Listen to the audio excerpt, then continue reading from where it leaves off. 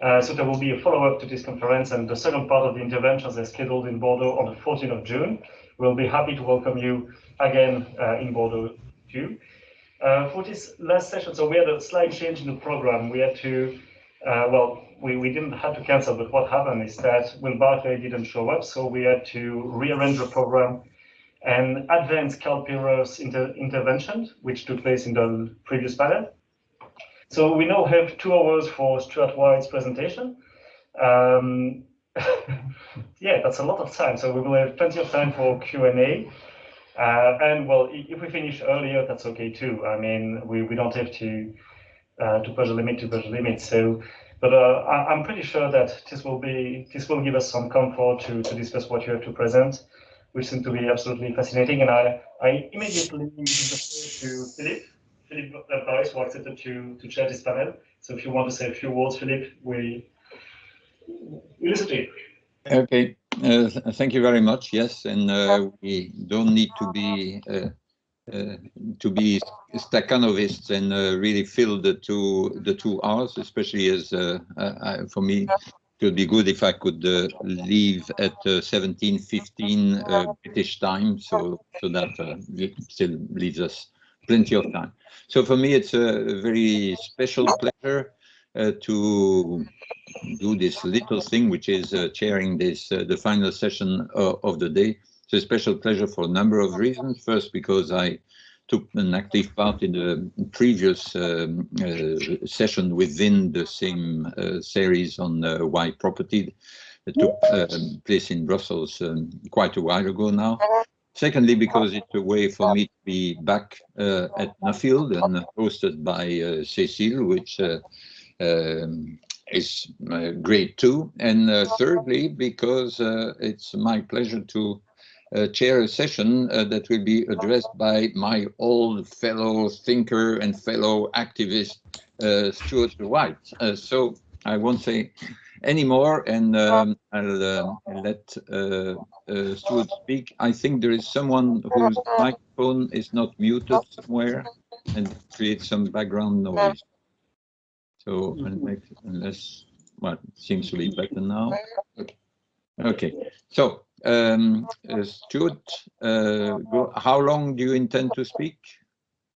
Probably about 40 minutes, 45 minutes. I'll try not to go over that. Okay, perfect. So floor is yours. Brilliant. Thank you, Philippe. And thanks to Eric, Pierre and Cécile for organising this and inviting me to speak. And today I'm going to be talking about liberal arguments for commons production.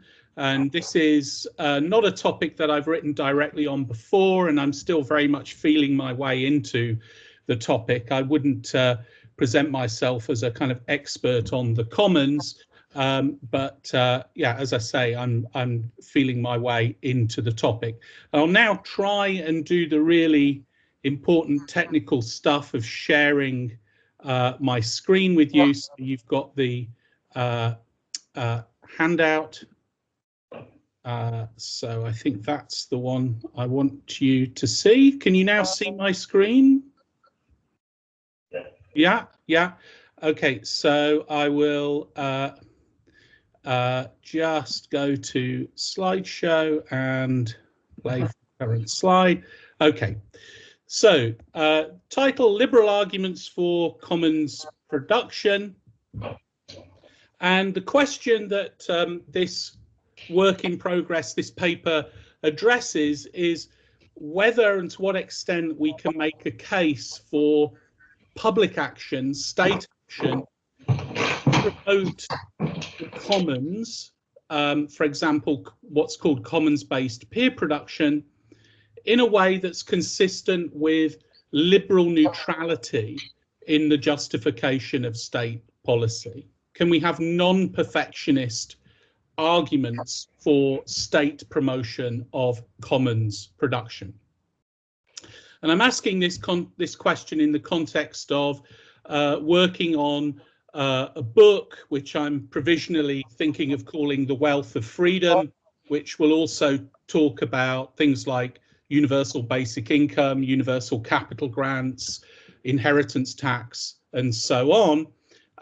Looking at those things from the standpoint of what I think of as a radical Republican perspective.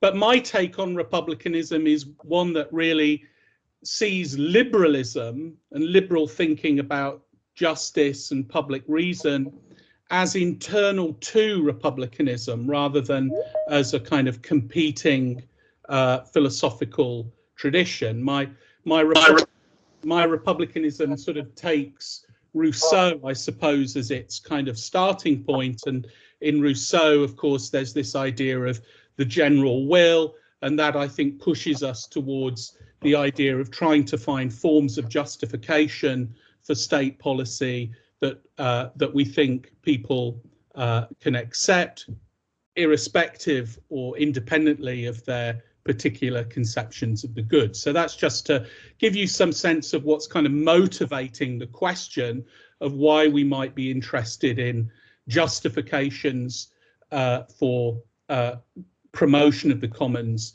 that are consistent with liberal neutrality. Why the commons? Well, I sort of start from a kind of observation that in the last I suppose 20 years, the commons has emerged very much as a kind of important concept in left activism, in attempts to imagine an alternative political economy. Just to illustrate that here, I've got some quotes from one website, which I found at random. I think it's an Amsterdam-based group called Commons Network. And I've just quoted some text from their website where they say that, quote, Commons Network is a collaboratory for the social and ecological transition. Commons refer to shared resources and social practices that are maintained by communities in a sustainable manner. The commons use voluntary social collaboration and co-creation through open networks to generate social environmental value in ways that large markets and exclusive private property rights do not and cannot. So I'll say more in a moment about what I mean by the commons, but I quote this just to give you a kind of flavour of the activism around this concept. And I'm also emphasising there in italics the way in which a lot of the advocacy of the commons references ecological, environmental goals, sustainability. Those two things are often seen as going together, and that of course fits with the theme of this conference on property rights and the environment. So let's dig a little bit more into what we mean by the commons and commons production. A commons, I suppose, in the most general sense, refers to a resource that's open to use, appropriation by many parties. So there's this, in some way, a quality of non-exclusion in access to using the resource. And one context in which we're familiar with this term is what I call here the traditional commons, where we're talking about a common pool resource within a local territory, whether that's some land for grazing cattle or a water supply. And many of you, of course, will be familiar with the argument that these common pool resources within a local area may be subject to something called the tragedy of the commons, as individuals make choices about how to use the commons for personal benefit, but in a way that overall aggregates into decisions that are collectively self-defeating, that are unsustainable. But of course, Elinor Ostrom argued in her work that at least in some cases, users of the common pool resource are able to evolve rules about its use, able to find ways to police those rules, to enforce them. In other words, to create a kind of shared governance regime, which means that the common pool resource is used by people in the area in a sustainable way, avoiding the tragedy of the commons. So I think in contemporary activist discourse, there are at least two extensions from that notion of the traditional commons. One is this idea of the global commons, of a common pool resource at the global level. For example, we might think of the planet's atmosphere as a commons in terms of being able to absorb sustainably a certain level of pollution. But the term global commons, I think, makes a kind of normative claim that everybody in some sense has a right to a share in a right of access to this commons, or an equality in rights to this commons. So in the atmosphere case, that might mean something like a right to an equal share of environmentally sustainable pollution emissions. And then thirdly, a second extension of the core notion of the commons is this idea of the information commons, which is often used in reference to things like Wikipedia or open source software, where in contrast to the common pool resource, there isn't rivalry in consumption or use of the good that's being put into the commons, the Wikipedia article or the open source software. If I use it, that doesn't detract from your ability to use the same Wikipedia article. But again, there's a normative idea of non-excludability, that this ought to be accessible and available to everyone. And this is then connected in the literature to what is sometimes called commons-based peer production. And I've just given here a quote from an article which I'll come back to in this presentation by Yochai Benkler and Helen Nissenbaum on commons-based peer production. And they define it in this quote as a socio-technical system of production emerging in the digitally networked environment. The hallmark of this socio-technical system is collaboration among large groups of individuals, sometimes in the order of tens or hundreds of thousands, who cooperate effectively to provide information, knowledge, or cultural goods without relying on either market pricing or managerial hierarchies to coordinate their common enterprise. So Wikipedia is an example. Here there are tens or hundreds of thousands of people who volunteer labor to produce Wikipedia articles. There's a process internal to Wikipedia for regulating the quality of those contributions. And all of this is affected without relying on market pricing or a managerial hierarchy. So key features of commons-based peer production are firstly that it does work, or at least can work, on the basis of non-pecuniary motivation. People are able to contribute voluntarily and often from non-pecuniary motivations. Secondly, there is coordination, but this is not through state directives. It's through a form of self-management, a bit like the governance regimes that Ostrom describes in relation to common pool resources. So there's collective self-regulation of production to help regulate quality. And frequently there's also non-proprietary output, that the resulting product is available for other people to use freely. And so taken together, production and distribution frequently have what we might think of as a communist quality, that people contribute to making something voluntarily according to their ability, and then they're able to take products according to need, in the sense here of their preference. And one question which emerges in the contemporary sort of literature about commons production is to what extent this model of production can be extended, or at least some of its features extended, to what are sometimes called tangible goods. Can we move this beyond information goods?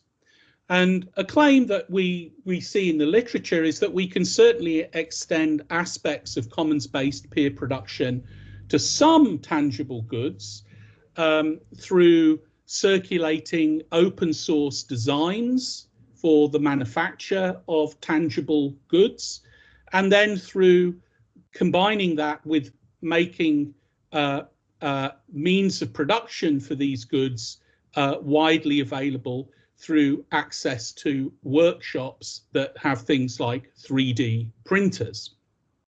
So here the commons characteristics are that the designs are, in a sense, in the information commons. They're open source, free to download and deploy, and the means of production within some sort of local workshop with things like 3D printers, they become akin to a local common pool resource. So in that sense, we can talk of production that has some features of the commons, or what I call in this paper commons production. And this idea of moving commons production into tangible goods is often connected in the literature with the Fab Lab movement, where Fab Lab stands for fabrication laboratory. So a Fab Lab is a workshop with tools of digital fabrication, such as 3D printers. It's open to all who want to use it. They can use open source hardware designs. It includes tools to design and make new products, and may include 3D printers that themselves can make most parts of a 3D printer. So as one commentator, Cindy Kutala, puts it in her doctoral thesis on Fab Labs, these are shared spaces where users can design and make their own artifacts outside of conventional mass production channels, using, for example, laser cutters, 3D printers, and electronics stations. The first Fab Lab, I gather, was set up in 2001 by an academic at MIT. There's a network of Fab Labs which adhere to a shared charter about accessibility. And as of 2017, there were over 1,000 Fab Labs in the official network, spread across 40 nations in both the global north and the south. Now, I think Fab Labs are interesting, and it's possible to interpret them in different ways, philosophically or ideologically. One can understand them, and I think they're often presented, for example, as having a kind of a synergy with market-facing production, that Fab Labs are places where you might trial a product which you can then take into the market economy. So they have a kind of entrepreneurial support function. But for purposes of this presentation, I also want to note a kind of what I see as an interesting connection or affinity with the anarchist tradition and some eco-anarchist ideas about sustainable production. So I'm just going to, I don't think it's a digression, I'm just going to spend a little bit of time now talking about what I see as some anticipations of the Fab Lab idea in the anarchist tradition, drawing on some of the work that I've done on the anarchist thinking in the UK. So I was very struck when I first came across the idea of Fab Labs. I remembered an issue of the journal Anarchy, which was a journal published in the 1960s, edited by the English anarchist Colin Ward. And this particular issue, which you can see the cover of it there, was dedicated to the idea of the community workshop, with 3 articles, one by Ward himself, the community workshop, and other articles on the idea of an experimenting workshop and towards a do-it-yourself economy. So you have this idea emerging in what one might call the kind of practical anarchist community in the 1960s of trying to create in each neighborhood a workshop which would have basic means of production which people could use to create a range of tangible basic goods, thereby reducing their dependency on, buying those goods through wage labor. And this idea, I think, kind of reverberates through into the 1970s in the UK. And here I'm going to refer to a book which I only know the illustrations from, right? So I was just telling Philippe before we started that I haven't been in Oxford for about 15 months, really. And one of the first things I'm going to do when I physically get back to Oxford is go to the Bodleian and dig out its one copy of Radical Technology from 1976. However, although it's quite hard to get hold of the text of the book, the illustrations from this book have really taken on a life of their own, and you can find them easily online. They're in the information commons. Illustrations by Clifford Harper, who is a kind of wonderful anarchist illustrator. So I've taken these from a blog from Alistair Livingston. You can find I've got the address up there. So what we see here is Harper trying to imagine a community workshop situated in a household basement. So this is a kind of visualization of that idea that Colin Ward and his collaborators were talking about in the early 60s. You can see here, hopefully, there are power tools, typewriter, looks like there's some kind of printing machinery there. No computers because it's 1976, but a kiln. So this is what the community workshop is meant to look like. And in the Radical Technology book, they sort of connect this with the idea of the community garden. So that workshop is located in a basement in one or more of these houses that we see in a kind of terraced row here. But to the back of these houses, we have this green space in which people engage in, horticulture, producing vegetables and so on. And then they kind of pull it all together in this vision of what they call the autonomous terrace. Okay, so this is a block of about 10 or so houses. That workshop that we started with is in the basement or basements of some of these terrace houses. There's a garden that we just saw out the back here that is used to produce some of their foodstuffs. And then there are various other things which contribute to a kind of do-it-yourself economy for the people living in this terrace. So we can see that there are solar panels on some of the roofs, so that's presumably giving some kind of energy production for the community living in these houses. If you look at these kind of extensions at the back of the house, one of them looks like it's being used as some sort of bakery, another like it's being used as some kind of sauna. There's a washroom. One of the attic spaces is also being used to grow things. There's a shared library space, and there's also a kind of shared bathroom space. So that's where my petit bourgeois kind of limitations kick in. I'm not sure, everything else I can get on board with here, but I'm not sure about the shared bathroom space.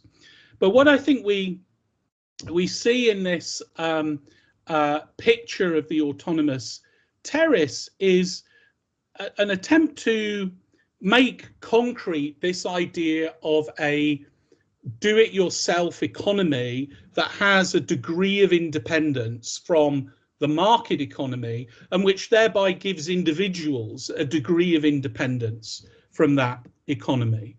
So what we have is an ideal of production that's decentralized, households and neighborhoods controlling their own production of many basic goods. I think the assumption is that production for use predominates, that people are making goods for use rather than for exchange or for capital accumulation. And maybe there's a background assumption here of zero growth or degrowth, that production is assumed to be relatively stationary around people's needs, so that it's making stable, or with technological progress, diminishing claims on energy and other natural resources. So I'm introducing this just to kind of suggest that some of the contemporary to us advocacy of the commons, of commons-based peer production, seems to me to echo or resonate with that kind of eco-anarchist vision, this vision of a DIY economy with commons characteristics.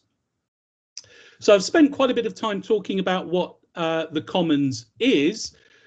Let me now turn to the idea of state promotion of commons production. And I start here just by noting the way contemporary commons advocates often deploy the notion of a partner state.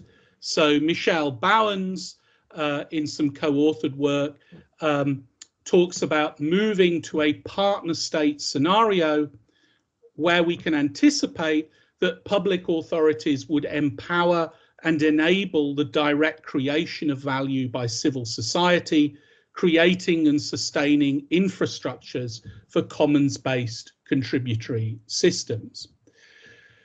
And just to say a little bit about what state promotion of the commons might mean, what this partner state concept might mean in practice. Of course, one way in which the state can have an influence on the shape and extent of the commons is through things like the kind of property rights regime that it has. The first paper we had this morning from Raisa and Vicky was talking about intellectual property right regimes. And there's, of course, a big debate about the extent to which information goods should be protected by conventional copyright or should be in the commons in some form through things like Creative Commons licenses. So there are big decisions there that the state can make that influence what gets into the commons and what is available for commons production. States can also, obviously, secondly, through their investment in infrastructure affect people's opportunity to engage in commons production. They can do that through universal free broadband connections or through subsidies to help set up Fab Labs in local neighborhoods. So there's lots that states can do physically, in a sense, to affect the opportunities for commons production. And there's also, thirdly, a role here possibly for social policy to enable individuals to combine work in the market sector with work in the commons sector. And here, of course, one proposal that does get mentioned a lot in connection with the commons is the proposal for universal basic income.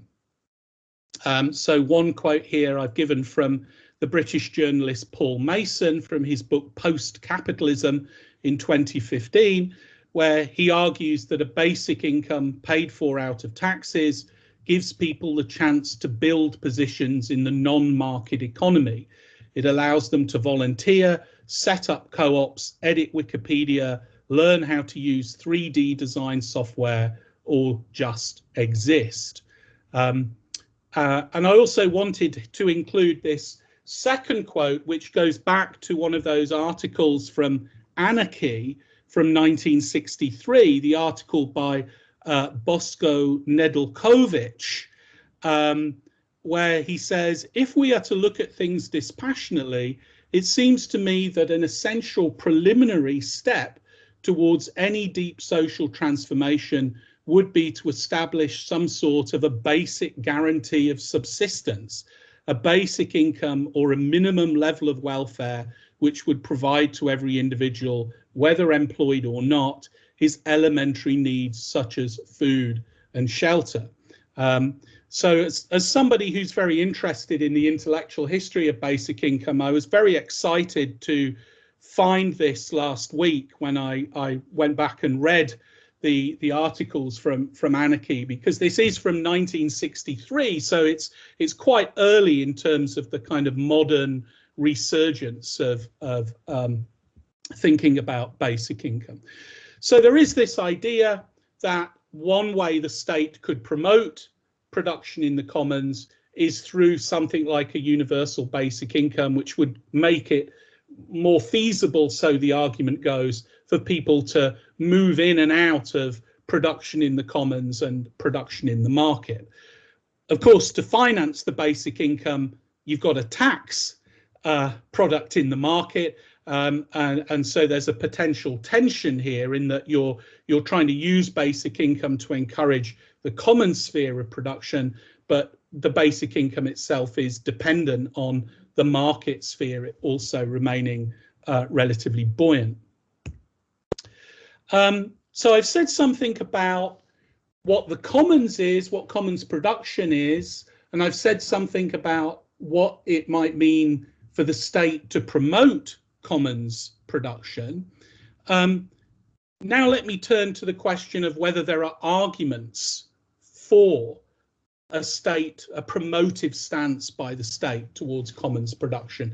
And I'm just going to make a preliminary kind of analytic point here, which I'm then going to sort of not come back to, but I think it's probably important, which is that there's a distinction here to be made between arguments for promoting commons production in specific areas, specific arguments for specific commons, and more general arguments that there's something good about commons production in general. The article that I'm going to mainly engage with on this topic is really focused on giving a kind of general argument for commons production, but a lot of the detail, I think, also brings up these more kind of specific arguments. And so both will get kind of included in what follows, but I haven't kind of carefully parsed them out as yet. So one paper that I'm familiar with, which makes a kind of philosophical normative argument for promoting the commons, in particular commons-based peer production, within, this is a paper from within analytic political philosophy. And I think it's also an argument for state promotion of the commons, is that it's a paper by Yochai Benkler and Helen Nissenbaum, which argues that commons-based peer production is related in a distinctive way to the promotion of certain virtues. The claim is that commons-based peer production offers new opportunities to behave in virtuous ways, and therefore for people to become more virtuous as people. And I think Benkler and Nissenbaum want to claim both that commons production has this effect of promoting virtue, and that because of that, the state should promote commons-based production. So to just elaborate that a little bit, they refer to 4 clusters of virtues which they think commons production will help to promote. The first cluster they call autonomy, independence, and liberation.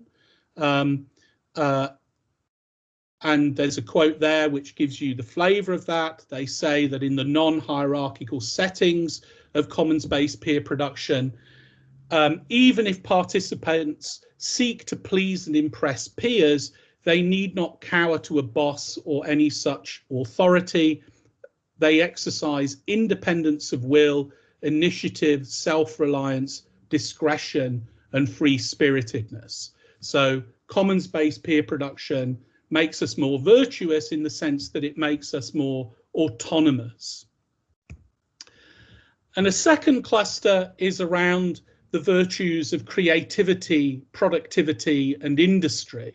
They see commons-based peer production as encouraging us to move out of passivity and consumption into a mode of life that has a greater role for creativity and production. A third cluster is around benevolence and charity. As they put it, participants in common-based peer production benefit others by contributing time and effort that could be spent in more directly self-serving pursuits. They exercise kindness, benevolence, charity, and generosity. And fourthly, there's a cluster that they refer to as sociability, camaraderie, friendship, cooperation.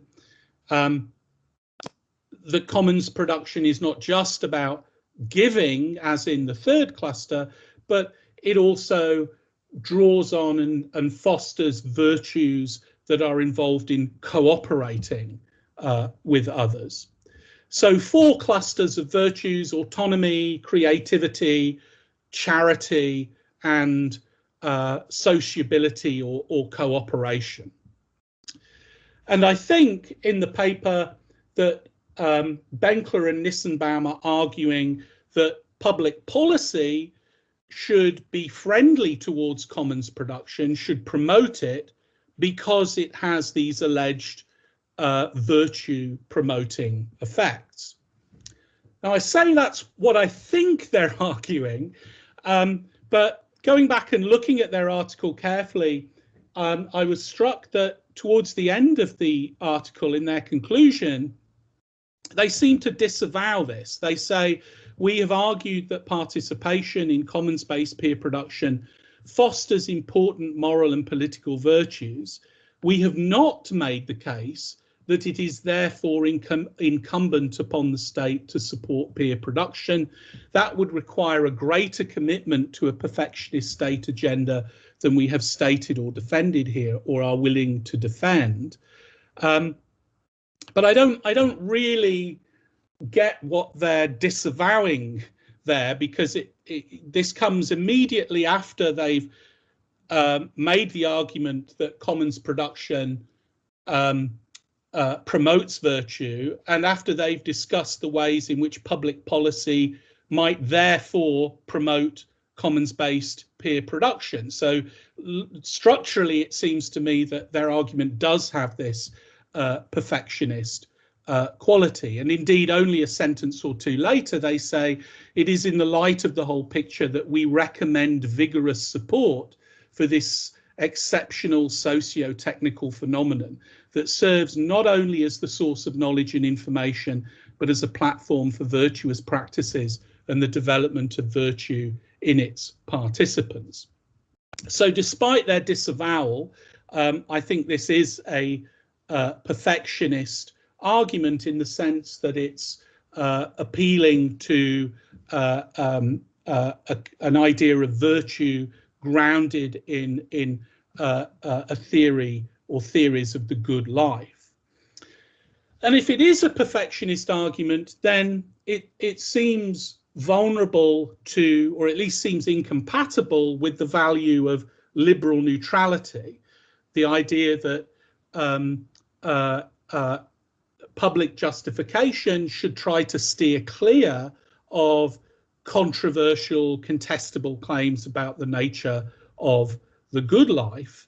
And so that's what motivates my thought that can we come up with a non-perfectionist set of arguments for state promotion of commons production.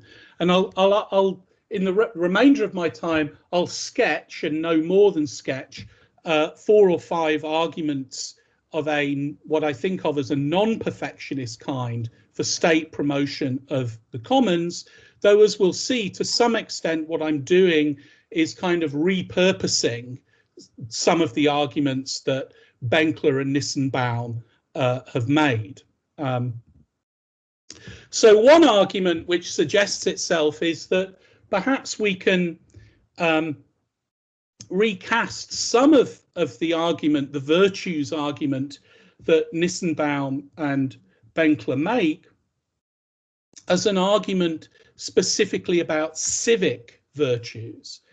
So the thought here is that liberal neutrality excludes the justification of state action based on virtues considered as part of the good life or part of what Rawls would call a comprehensive ethical doctrine, but liberals may and sometimes should endorse action to foster civic virtues, features of character that make us more disposed to act in ways that support the requirements of justice. In this case, it's the link between the civic virtues and justice that makes the proposed justification compatible with liberal neutrality. So my thought, the first thought, is that perhaps we can understand at least some of the connections that Benkler and Nissenbaum make between commons-based peer production and virtues in this more civic way, perhaps especially with respect to the encouragement of what they call the other regarding virtues in clusters 3 and 4 of their argument, the virtues of things like charity and cooperativeness. A second thought that occurs to me is connects commons production more directly with social justice requirements.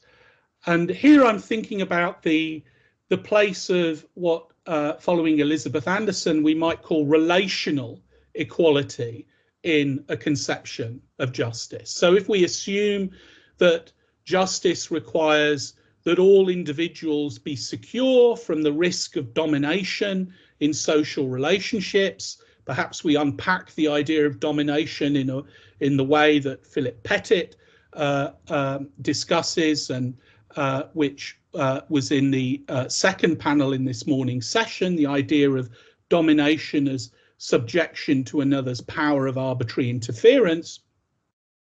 So we're assuming justice requires that we protect people from domination. There's of course a long-standing argument that wage labour carries with it a significant risk of domination. And then the way is open to argue that commons production can help reduce our reliance on wage labour and so help diminish the risk of domination in economic life. and in that way promotes a relational egalitarian aspect of social justice. And this can be seen as reworking the first cluster in Benkler's and Nissenbaum's virtues argument, their argument about the link between commons-based peer production and values like autonomy and independence. Thirdly, I think it's worth exploring whether there's a link between commons production and something like Rawls's idea of fair equality of opportunity, at least on some construals of what that value is. So if we think that fair equality of opportunity is something like a fair distribution of opportunity for the development and exercise of natural ability, and specifically that our opportunity should not be constrained by inherited social position, then I think it's interesting to ask whether the development of a commons sector to the economy could be a way to make opportunities for the development and exercise of natural ability more equal. Or could it contribute to a fairer access to market-facing forms of education and training? So if we can make that, if we can flesh that argument out, then I think that would be another way in which we can make a case for state promotion of commons production by appeal to considerations of justice rather than perfectionist considerations. And another possible direct contribution to social justice concerns, relates to global justice. So an argument that I think gets frequently made in the contemporary commons advocacy is that commons initiatives can make resources of certain kinds more cheaply and widely available to people or peoples in the global south, and in that way address unjust global inequalities. So here we might think, for example, of educational materials or indeed academic publications. A shift in academic publishing from a commercial model to a commons model would perhaps make academic resources more cheaply and widely available in the global south as well as in the global north. So there's a whole domain here of possible global justice arguments for state promotion of commons production. And fifthly, and finally, coming back to the theme of the conference, we might also think about possible ways in which commons production relates to environmental responsibilities.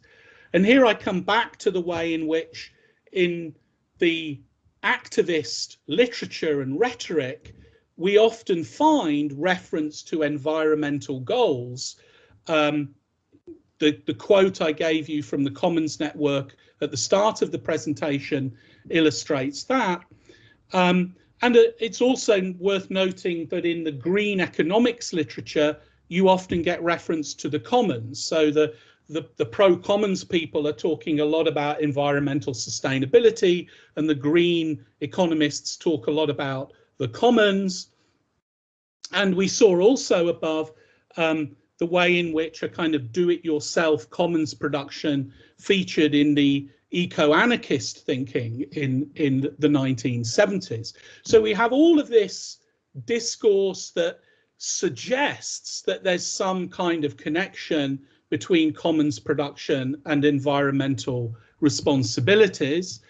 And more specifically, it's been argued that the kind of community workshop Fab Lab model could assist environmental goals in at least three ways: that it can help create an economy where people make only what they need, generating less, quote, waste.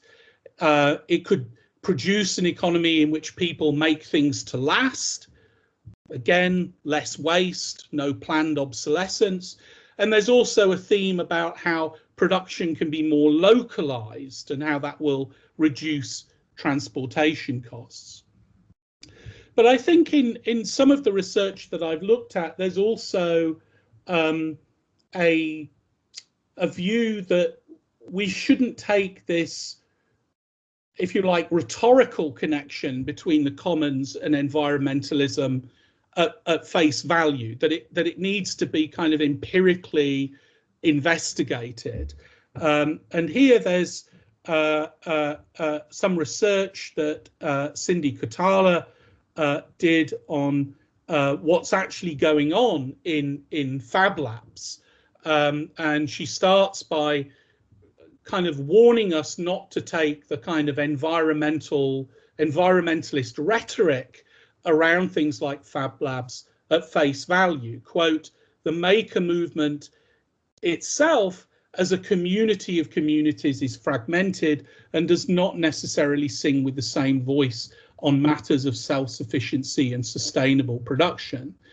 Reporting on the environmental sustainability of 3D printing, personal manufacturing, or the maker movement in non-academic media has tended to be taken on by enthusiasts and parties with vested interests." So in her thesis, she tries to look at what's actually going on in Fab Labs and argues that it's a very complicated picture and that environmentally sustainable production is not necessarily always at the forefront of what's going on in Fab Labs. And Ulrich Petschow, in an article on 3D printing, makes, I think, a similar point there. So let me finally kind of conclude, and obviously these are very preliminary provisional conclusions. I've said something about what commons production is and what state promotion of it might look like. And I've referenced this article by Benkler and Nissenbaum, which makes a perfectionist case for state promotion of the commons production. Is there a non-perfectionist case? Well, I've suggested that there are non-perfectionist, justice-related reasons for state promotion that are worth further exploration. Of course, one limitation of this analysis as it currently stands is I haven't given any consideration to whether there might also be justice-based reasons against commons production or state promotion of it. So I'm just giving one side of the argument, possibly. That's a limitation to bear in mind. But the reasons that I've put on the table, putative reasons that I put on the table, are that commons production can promote important civic virtues, relational equality, fair equality of opportunity, and global justice. It is also frequently suggested that commons production can assist in meeting environmental responsibilities, and if that is true, that's a fifth possible argument we could make for state promotion of the commons that's a non-perfectionist argument. But the empirical basis for that claim is disputable, and it may be that we need to give much more attention to the specific social conditions for those alleged environmental benefits to actually accrue. And so maybe that points towards, if we want to argue for the commons on environmentalist grounds, on grounds of environmental sustainability, then maybe that points to the need to embed the advocacy of the commons in a much fuller conception of an environmentally sustainable economy, perhaps akin to that eco-anarchist vision that I presented earlier in the presentation. So thank you very much for your patience, and I'll stop there and I'll take questions. Okay. Thank you very much. So I have a Nico here, so I don't know. No, it's gone now. Okay, so maybe will you stop sharing the screen? Yeah. I will try to do that.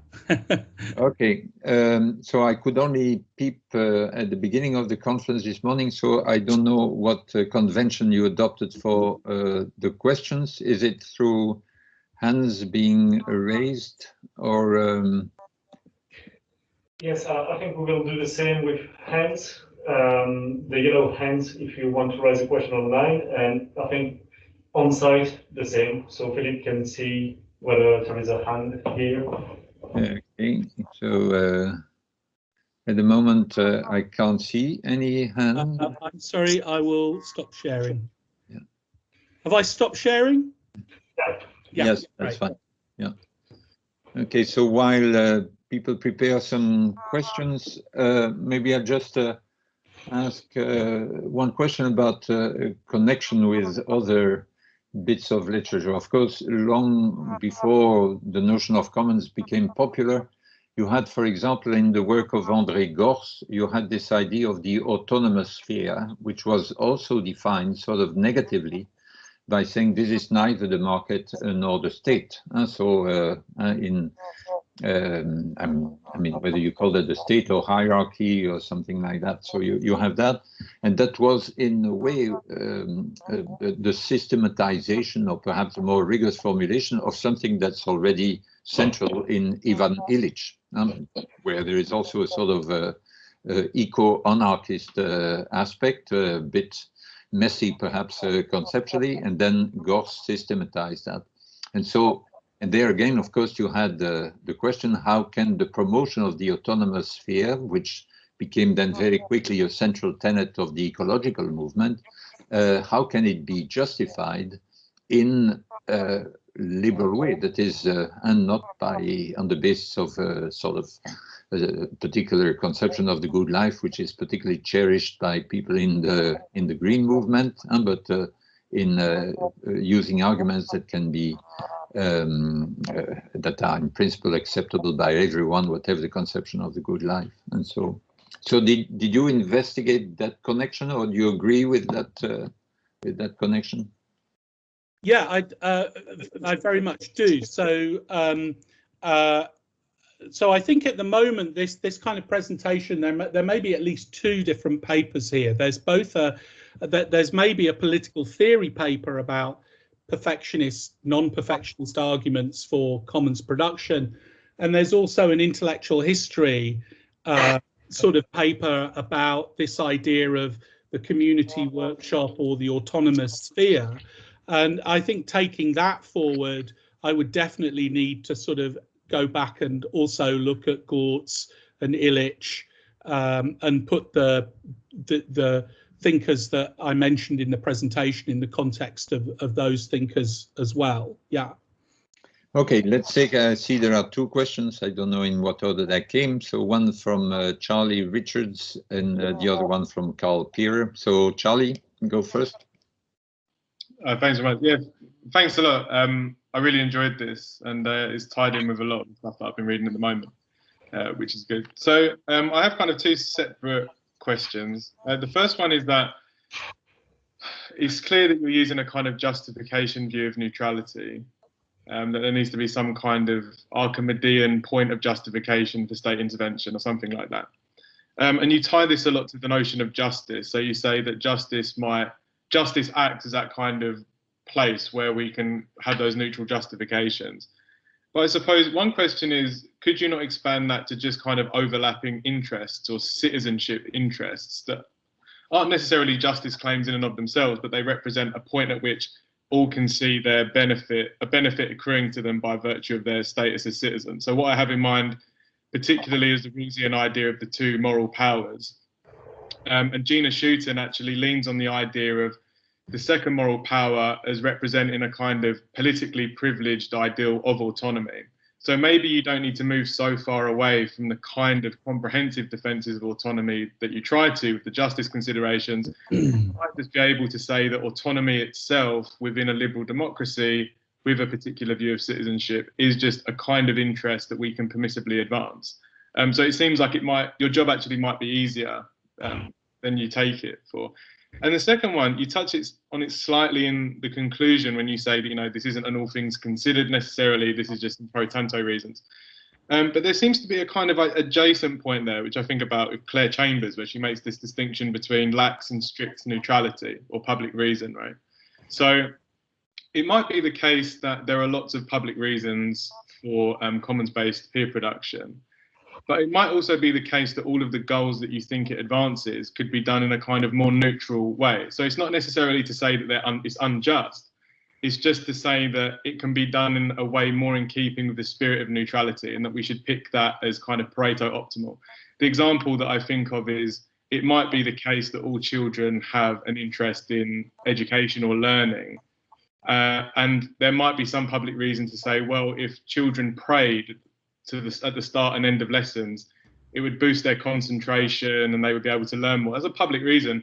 But then it kind of seems like it could be that meditation or thoughtful reflection in a replacement of prayer would be more in keeping with the spirit of neutrality, right? And I think that something similar might be said for the common-based peer production, where we say, okay, this all might be true, but there might be a kind of there might be a way of achieving those goals that doesn't bring so much comprehensive baggage with it, right? And that might just be an independent worry that the neutralist has about it. So those are two questions. Again, thanks for the paper. I really enjoyed it. Stuart, yeah. Yeah, great. Yeah, both very good points. So, yeah, so I don't mean in the first point to restrict the idea of public neutral justification only to considerations of justice. I think your first point is well taken. There can be other, in Rawls's sense, kind of political values that are relevant there. So I think I'm just using justice as a shorthand for the kind of values that come in as part of a neutralist public justification. And I take your specific suggestion about the second moral power. I'll think more about that. I think it's a good suggestion. And yeah, I think you're right on the second point, that the way I presented it in the presentation, it sounds like, well, it's sufficient to meet neutrality that you've got the right kind of justification. But it seems, yeah, I can see that there might be a variant, a kind of version of the neutralist view, which says, well, that's necessary, but it's not sufficient. You also need to show that the intervention is, as it were, the least non-neutral effect of the possible intervention. So there's this phrase in American constitutional jurisprudence about how the state has to choose the least restrictive means to bring about something that's a legitimate state goal. And there's something similar here, the idea of the least invasive, the least character shaping means. So yeah, that is I think an interesting point, and I'll have to think about whether, you know, in the bigger context of this project, where I'm also talking about things like UBI, capital grants, trade unionism, etc., whether there's still a place for the commons if you kind of add in that kind of least non-neutral in effect kind of condition. So yeah, definitely some food for more thought there. Okay, thank you. So, Carl, yeah, your turn. Yeah, thank you. Thanks a lot for this really fascinating talk. I really enjoyed it, and the illustrations were amazing. Thanks a lot for that.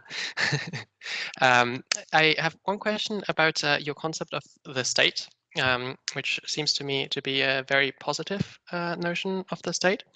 And I'm wondering to what extent this might be in conflict with the anarchist potential of the commons production. So would the state support for this commons production not to some extent go against the whole rationality for the existence of the state? Yeah, good. Yeah, possibly. I mean, so maybe I could say a little bit about the particular kind of current of anarchist thought that I'm introducing there, in particular Colin Ward, who edited that magazine Anarchy in the 1960s. So Ward is sometimes called a pragmatic or practical anarchist. And in a lot of his work, he's thinking about the way in which we can potentially meet needs in a more anarchistic way, in a way that involves more emphasis on voluntary cooperation, mutual aid, and so on. So he talks about housing, he talks about the community workshop, as you've seen. You know, he wrote a whole book on the British allotment movement. And one interesting feature of his thinking, I think, is that he often seems to me to actually presuppose a benevolent social democratic state. It's, you know, you've got sort of three things. You've got the market, the state, and this kind of third autonomous anarchic sphere. And I think in a lot of his practical proposals, there's this idea that the state kind of does the heavy lifting, or some of the heavy lifting, with respect to the market. It kind of goes out and it marshals resources that are floating around in the market. But then, writing in, you know, Britain in the 60s and 70s, he's very critical of the state then using those resources in a kind of paternalist way to decide what people need. The argument is we should then, you know, allow the people who are going to live in the houses, for example, to decide what gets built. So in that kind of anarchist current of thinking, I think it's actually implicitly pluralist, and there is implicitly an idea of the partner state, to use Bowens's phrase, which is in there, and that's kind of my own, if you like, philosophical position, that I'm in one sense a social democrat, but I want the social democratic state to be marshalling resources in a way that people then decide for themselves how to use those resources, rather than the state kind of making design decisions for them. So so I think there's a kind of interesting line of thinking here at the kind of intersection of anarchism and social democracy. And Ward, it kind of comes into that intersection from the anarchist community, and I kind of come into it from the social democratic community. Okay, thank you, Stuart. Next is Eric, and then Emmanuel. Eric. Thank you. First, let me also add that Kane also has a question after Emmanuel then. So he also wants to raise a question. So thanks, Stuart, for this very stimulating presentation. I really enjoyed it, and I'm really sympathetic to your point, and I really hope that we will move towards more commons-based field production. But I just have, maybe two questions. The first one is about the way on how the state can encourage the rise of this commons-based field production. And when I was listening to you, I was thinking to John Stuart Mill and how he promoted the cooperatives and the principles of political economy. And he was kind of hoping that there would be some kind of spontaneous endorsement or spontaneous transformation of the economy, simply because cooperative production is better for the worker, because they don't have this kind of hierarchy. They're more productive. They like to work. So Mill had this idea that what would happen is that because the laborer would be more happy or more motivated in a cooperative, also because he has more incentives.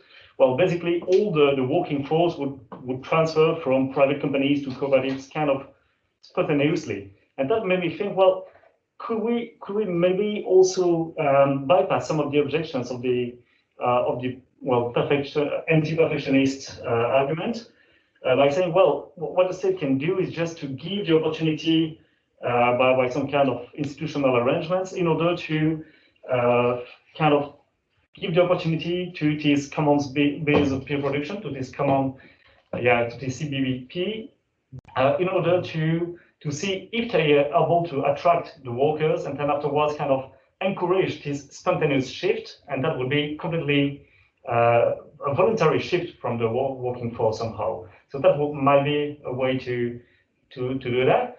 And my second question is on maybe the limits of the commons-based peer production, because I really like the way you rely on the anarchists in the 60s, but I think there is one major difference between the 60s and now, is that we more heavily rely on a very complex system and a very complex economic infrastructure somehow. And in the 60s, you could somehow imagine that, well, you could keep the same kind of standard of living, or somehow, if you produce most of the goods that you use yourself. But is it really the case now? And I'm not sure of that, because, well, okay, if we try to relocate some part of the production in this kind of commons-based pre-production factories or something like that, or this kind of modern workshops, well, what can we produce there? I'm not sure we can produce all the kind of things that we use, and we would be still heavily reliant on the supply of energy, for instance. I mean, I'm not sure we would be able to sufficient energy in order to something more than a small workshop allowing us to make like small tools or something like that. So the question is, maybe this kind of autonomy was easier in the 60s or something like that, and how does the past 50 years complicate the pictures here? How does it change what we have to do, and how we know the fact that we now rely on this kind of very complex infrastructure somehow, if we want to have more autonomy in our production, does not that involve that we also have to renunciate to the way of life that we have now? And so this makes kind of a bad call for the model somehow. It's a very open question, and still, I of course would like to go to more commons-based production, but yeah, no, I think it's a very good question, and I don't know the answer. So I think the kind of core issue you're raising is, this commons production looks like it really has wings when it comes to information or digital goods, but how far can it really go in terms of so-called tangible goods? And so what kind of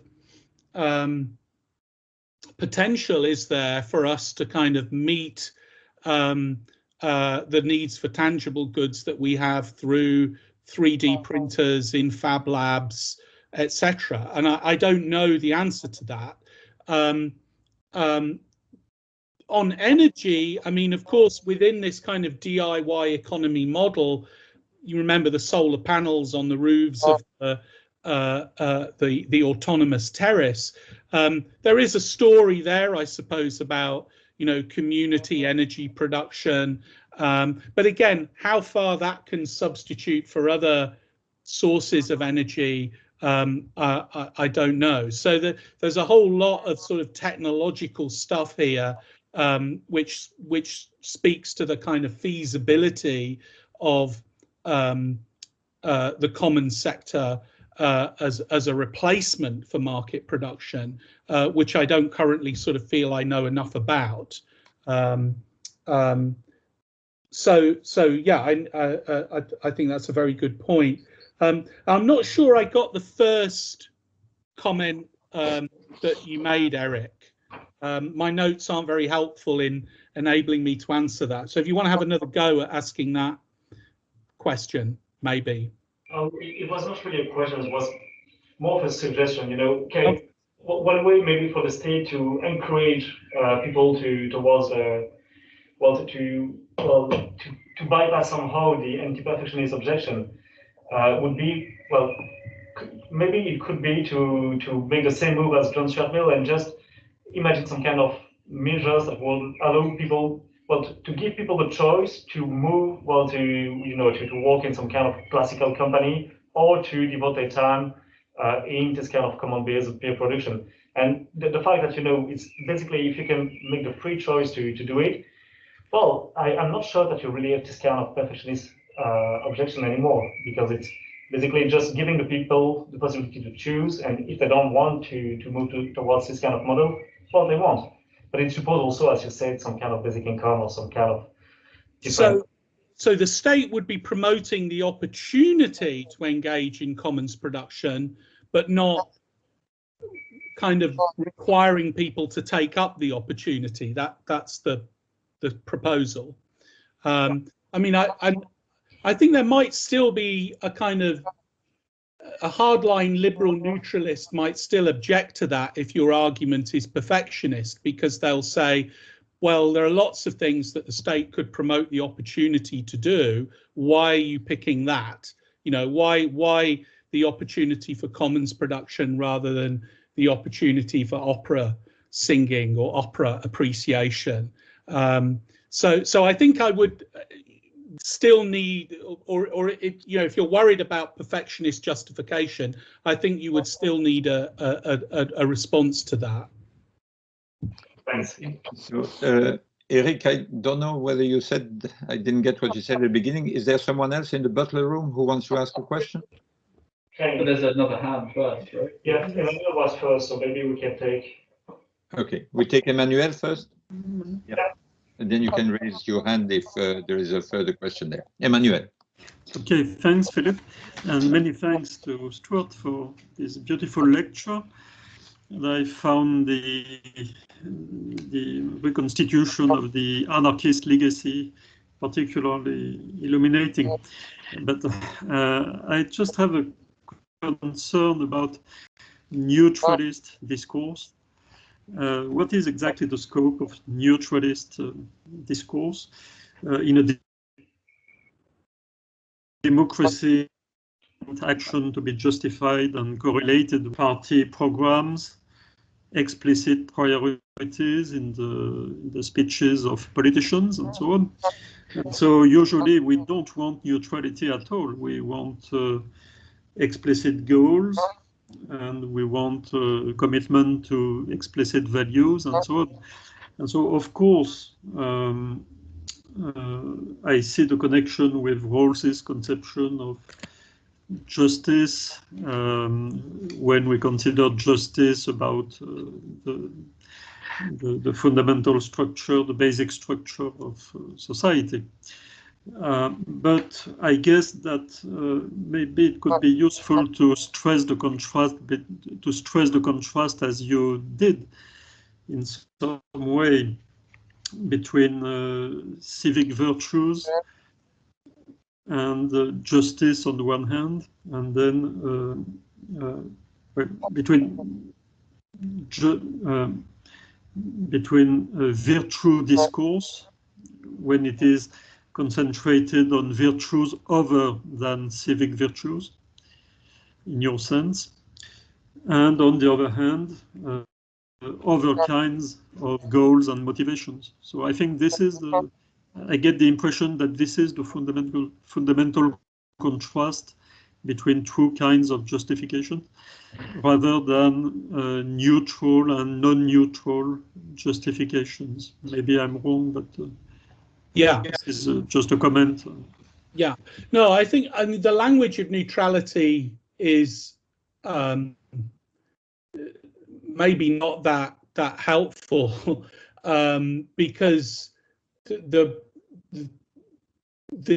kind of claim that the so-called neutralist liberal wants to make is, of course, not that we should somehow argue for state policies in a way that's neutral with respect to all values, but that it's neutral with respect to what the liberal sees as a particular kind of value. So that in Rawls, there's this sort of distinction between the right, which is primarily about justice, and the good, what is the good life?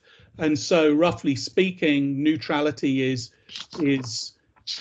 making your argument considerations of the right rather than considerations of, you know, what's an innate part of the good life.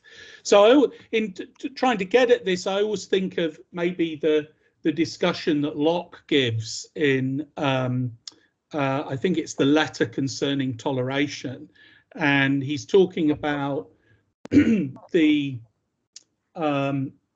whether the state can ban I think it's the killing of animals or the killing of cattle, something like that. And he kind of gives, if I remember correctly, two sorts of example. There's an example where the state says we're going to ban the killing of animals in religious ceremonies because we just think this religion is wrong, right? It's the way to hell. And there's the case where the state says we're going to ban the killing of animals because there's some sort of threat to the community's food supply, and we need to preserve these animals for the, you know, so that people's interest in life is protected. And that kind of illustrates the kind of two different kinds of justification. Non-neutral is taking a stand, if you like, on what saves our souls, and Locke is saying the state shouldn't go there. It shouldn't be offering us arguments for policies based on its view of what our souls need. But the second kind of argument appeals to things like life, liberty, economic opportunity, things that are valuable to people, whatever their particular conception of the good is. Yeah, that, you know, the state's job is to protect those things, life, liberty, economic opportunity, what Rawls would call primary goods. And so your justification needs to be in terms of those shared primary goods, or the shared interests that citizens have in those goods. So hopefully that's kind of says a bit to clarify what the neutrality idea is. But I agree the language is not very helpful. Okay, thank you very much. Okay, I can see no other hand. So I have another question, which is at the same time a historical connection, but that goes quite a few centuries back, but which is at the same time a question about the relationship between the commons and private property. And the sort of little trip back in time is to Aristotle politics. In fact, in politics 2.3, in politics 2.5, there is Aristotle's critique of communism, which is attributed to Socrates. And then he defends private property, but qualified in a way that suggests some analogies with the commons. He says, and so I just quote a couple of sentences, he says, property should be, in a certain sense, common, but as a general rule, private. For when everyone has a distinct interest, men will not complain of one another, and they will make progress because everyone will be attending to his own business. And yet, by reason of goodness and in respect of use, friends, as the proverb says, will have all things in common. Even now, there are traces of such a principle showing that it is not impracticable. And then he shows as an example, as he often does, the Spartans, the Lacedaemonians, who are doing something like that. And then he finishes by saying it's clearly better that property should be private, but the use of it common, and the special business of the legislator is to create in men this benevolent disposition. And so his idea is that if you don't want people to mess everything up, you need to have private property. People will look after that.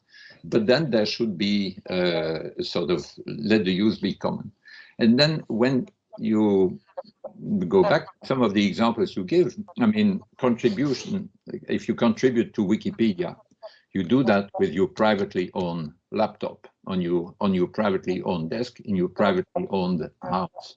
When you look at these nice pictures of the people with their vegetable gardens, well, the houses seem, if not privately owned, they are certainly privately rented. And then, but the back part of the house, they may provide it for a common bakery, or for a cellar for a workshop, or the garden, they decided to make it common. And so that this common use then is a way of first exploiting economies of scale, but also of internalizing externalities. And of course, they need to come to agreement à la Ostrom in order to do that properly. And so one, I mean, it is, I think this passage in Aristotle, so some people who know more about that, like Pierre, will be able to give a better context to that. But you have something in reflection, in the sort of reflection you have in Aristotle about optimal ownership regimes, as it were, not just about optimal political regimes. Then there is this idea that room must be made for private property, as seemed to be the case also even in the anarchist illustrations. And but at the same time, there is something else, and something else that needs to be regulated, but regulated bottom up, not by the state. Yet the business of the legislator is to create in men this benevolent disposition. So there is nonetheless a role for the state to encourage it, perhaps in this case is not suggested by subsidizing or through basic income, that would make it easier, but by creating a spirit of benevolence, and that would lead to this common use. So I mean, maybe you have thought about this connection and complementarity in a way between private ownership and then the commons, and let's sometimes throw in. Yeah, no, that's really interesting, and I'll certainly go back and look at that book of the politics. I mean, yeah, perhaps I should clarify. I don't mean to be arguing for. I suppose there are sort of two sort of pictures here. There's one in which the commons is advanced progressively at the expense of the market, and we see the kind of end state. You know, the ideal end state is where the market has contracted to zero and everything's in the commons. Whereas another picture, I think, is that, well, what I'm arguing for is a relative expansion of the commons being more important in the economy, but assuming there's still going to be a kind of market sector with private property alongside it. And you know, I think the kind of vision that I get from somebody like Bowen's writing on the commons, you know, it's not a vision of the commons expanding in a way that destroys the market, but it's more of a kind trying to achieve a better balance between the commons and the market. So I need to think more about, you know, I need to be more explicit that it's the kind of balancing idea that I'm interested in here, and I need to think more about the kind of contours of that balance. There is a connection with. Are you aware of this triangle that was proposed by Serge Christophe Colm? No. So he said every society can be located in a triangle, equilateral triangle. And so in one angle you have a purely statist economy, then you have a purely market economy, and then you have a purely, so what he called la réciprocité générale, but it corresponds to Gorset's autonomous sphere. And he said, well, the optimal position is not at one of these angles, but it's a question of where you locate it. And then, of course, the social democrats, socialists try to push it to the to the statist angle, the liberals, classical liberals to the market angle, and then the new sort of ecological movement also tries to push it to the autonomous angle, but that's also where the conservatives want to push it, those who want to go back to communities. Okay, there are questions or comments by Eric and by Pierre. Perhaps let's take them together and then a final comment by Stuart. So Eric first. Yeah, it's actually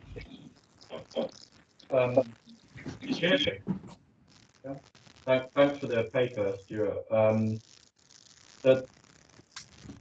I was also confused about the neutrality thing, but I think that's kind of been cleared up a bit in the discussion.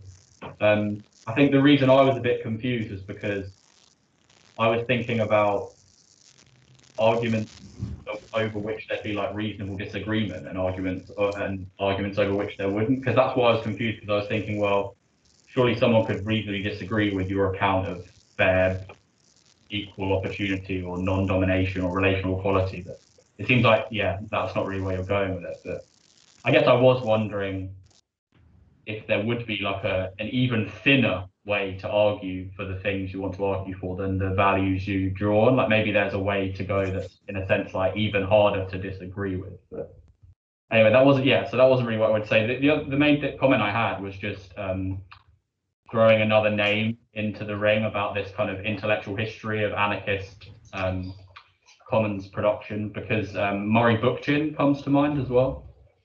In particular, he has this idea about communalism. So I don't actually, like, he's always referred to as an anarchist, but he's actually like kind of refers to himself as a communalist. I think in some ways his idea kind of goes beyond this sort of commons-based production, and it's very much about like these completely decentralized, like sort of almost self-sufficient, just to quite a large extent, communities like municipalities. And he just basically bites the bullet and says, like, you know, there's going to be like huge inefficiencies because like there won't be like production on the same scale, but like that's just kind of okay. But despite that kind of thing where he says that about the inefficiencies, I'm sure there's plenty in his work about this common stuff which you might find interesting. So it was more just a comment than a question, really. But yeah, thank you. Okay, perhaps Pierre, if we take your comment. Yes, thank you for your talk.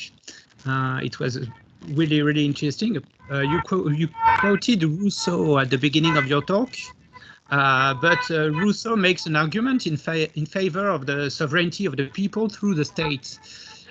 Here you promote an anarchist idea of the realization of justice and virtue without state action more than partner state, using Bowen's concept. The virtue can emerge spontaneously from practices without law. The idea of Rousseau as an anarchist is interesting, I think. So how do you interpret the general will in your anarchist approach? That is my first question, and I have a second question. So the first is, what about the general will of Rousseau? And the second is about a DIY society. Don't you think that a DIY society needs to impose sharing-based model of production? This implies that the private firms are to share the technical data sheets of their products in order to make possible to repair them.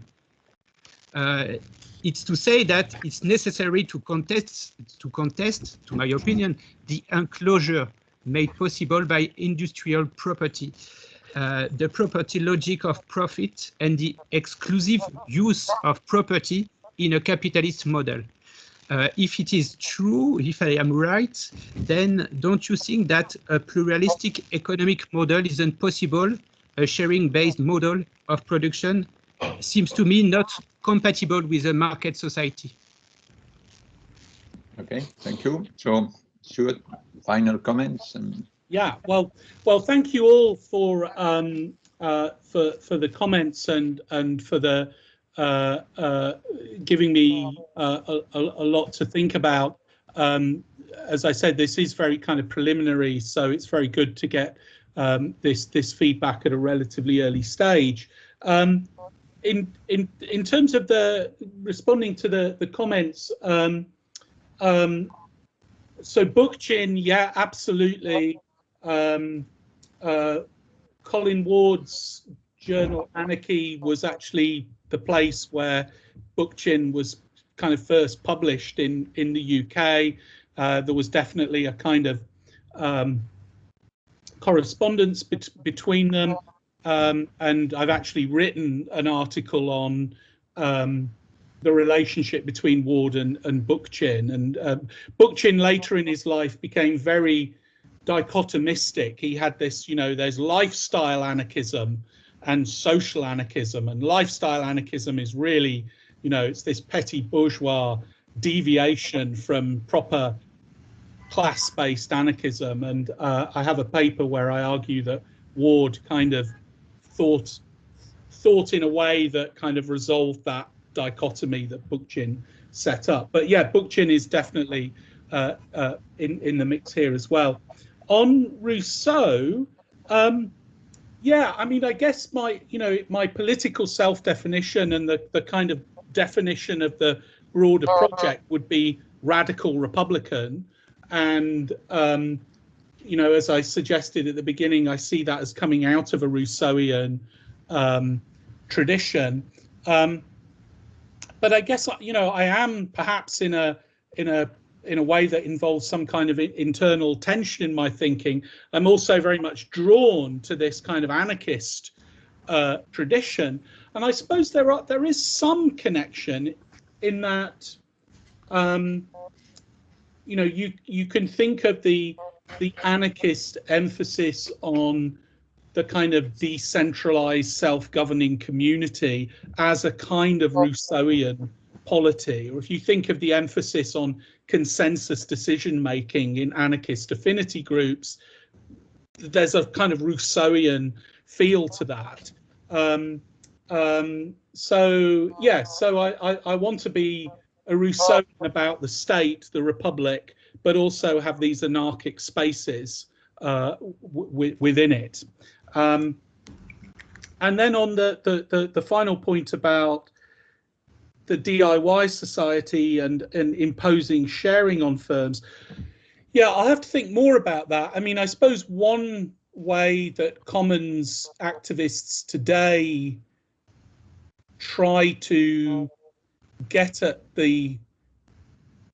that sort of issue is through things like open source designs. So trying to sort of circulate these product designs that you can kind of plug into a 3D printer, so that you're not dependent on things being made by companies that retain the kind of intellectual property.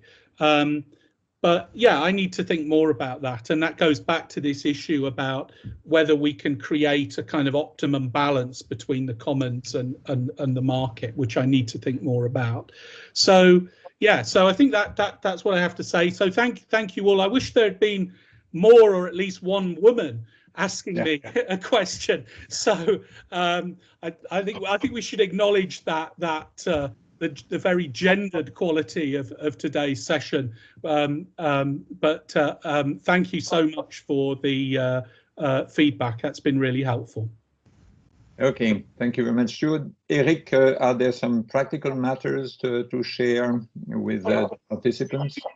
We're completely ashamed that there was this gender disbalance. We really took care when we selected both the keynotes and the participants to have some gender balance. And afterwards, unfortunately, we do not have any kind of control on who raises questions. So yeah. Same here for participants in the room. I realized that we were mostly 5 men. It is basically, as it stands, well, we have no control on that, and we didn't want to refuse people because of the reasons, especially as we had no other female candidates to fill the spots. So wouldn't really make sense, but we apologize if we can only acknowledge that.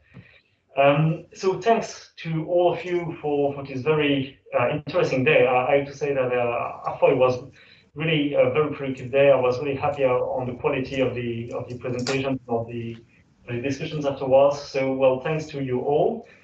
So as I said, there will be a second session. Well, the second day of the conference will take place in a bit less than 1 month on the 14th of June. No, actually a bit less than, yeah, a bit less than 1 month, 14th of June in Bordeaux. I hope we will see all of you there online or in presence. That's roughly it. We will maybe, well, we can also share to the participants the recording of today's session if you want to have a second view on some arguments or some feeling.